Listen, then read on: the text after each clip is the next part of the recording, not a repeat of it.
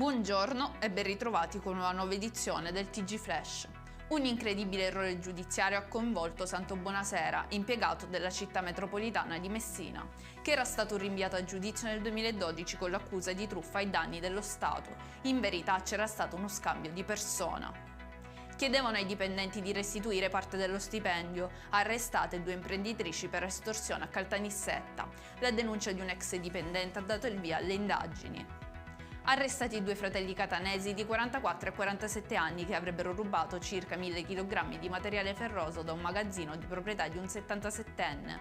I due malviventi ripulivano anche le case delle loro vittime. Sul femminicidio di Anna Elisa Fontana, bruciata viva dal suo compagno, è intervenuto il vescovo Giordanella di Mazzara del Vallo. Brutalmente uccisa da chi doveva prendersene cura, scrive in un messaggio rivolto ai familiari della vittima. Scoperto un'officina meccanica abusiva a Lentini che operava senza le autorizzazioni previste dalla legge.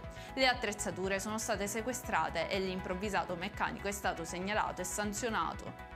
Per questa edizione è tutto, il prossimo appuntamento questa sera alle ore 19:30. Arrivederci.